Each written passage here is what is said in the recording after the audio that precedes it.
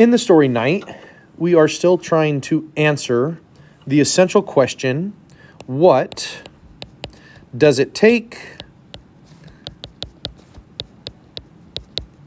to survive a crisis? So let's see if we can go ahead and potentially answer this question from this excerpt of the story Night. Listen carefully to what I am going to say. For the first time, I heard his voice quiver. In a few moments, the selection will begin. You must get completely undressed. Then, one by one, you go before the SS doctors. I hope you will all succeed in getting through, but you must help your own chances. Before you go into the next room, move about in some way so that you give yourselves a little color. Don't walk slowly. Run. Run as if the devil were after you. Don't look at the SS. Run straight in front of you. He broke off for a moment, then added, and the essential thing, don't be afraid. Here was a piece of advice we should have liked very much to be able to follow. I got undressed, leaving my clothes on the bed. There was no danger of anyone stealing them this evening. Tibby and Yossi, who had changed their unit at the same time as I had, came up to me and said, "Let's keep it together. We shall be stronger." So, in this excerpt of Night by Wiesel, we find there's actually multiple things that he is told to do to survive. First, he is very clearly told to listen carefully. Let's try to use the highlighter here.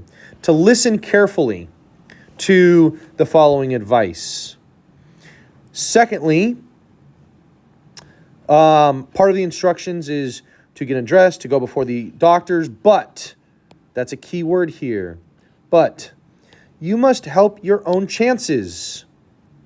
You have to move about and run. Let's try to link those two together.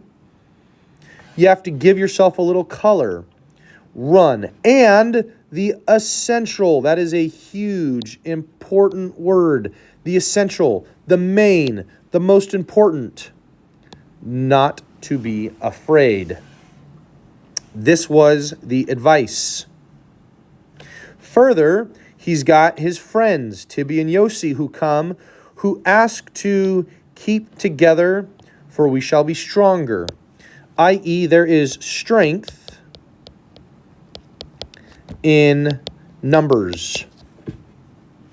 Now, we could say to survive a crisis, you should listen. We could say to survive a crisis, you should help your own chances. We could say maybe to survive a crisis, you should run, or maybe you should stick together with others. I'm going to choose this one because it is essential. So I'm going to go ahead for my claim, and I'm going to say to survive a crisis, you must. Now, he says, don't be afraid. Is he saying to just shut your emotions down and not have a lack of fear? Or as they're going before these SS doctors, the Gestapo, is he maybe saying not to show your fear, or maybe not to let your fear control you? So, what if we said to survive a crisis, you must master your fears? You must master your fear. Now, for the evidence, I'm simply going to take this quote and put it in here. And the essential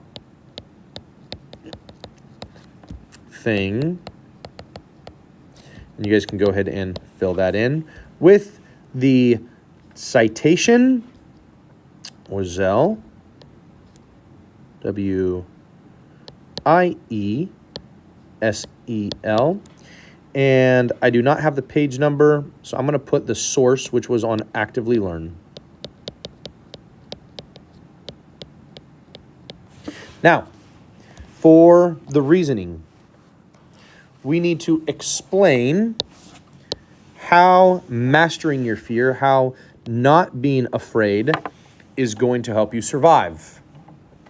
So let's do one of these together. Let's think about the impact of fear.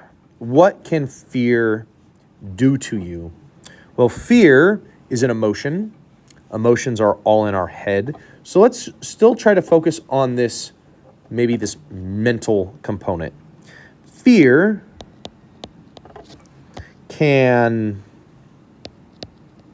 cloud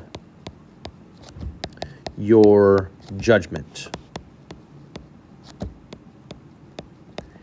Fear can cloud your judgment, and if your judgment is clouded, what can happen? So fear can cloud your judgment, right? If anybody's ever been afraid of something, like terrified, you know that you don't always make the best decisions. Decisions. So fear can cloud your judgment and cause you to not make the best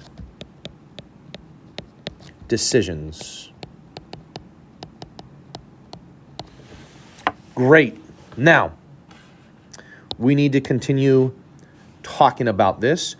Why don't you go ahead and team up with somebody and talk about maybe how fear and a lack of good decision making could be problematic.